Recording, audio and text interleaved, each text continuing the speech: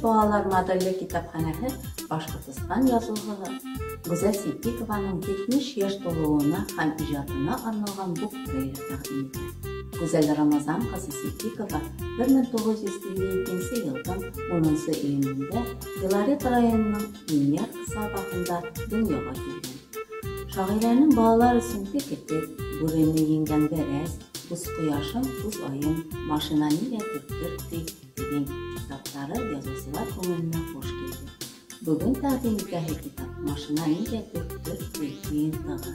Авторның бу йыйынтыгына күзәтелсән, зирәк, акыллы кескәйләрнең тормыш күренешләрен, хәл вакыйгаларын үзләренең аңлап, йорт телдә сагылдыру, күптәнге танышыбыз Кипетекнең мужаралы сәяхәтләре, Газизә әкиятләре, Нәзәр Кынамыштар һәм башка мавыктыргыс әсәрләр тупланды.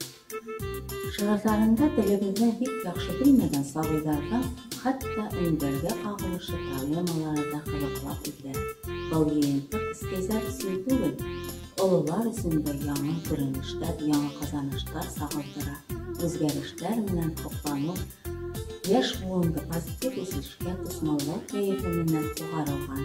Бер үк вакытта бала теле белән уның әзерлегенә, психологиясына ярашлы итеп язылган.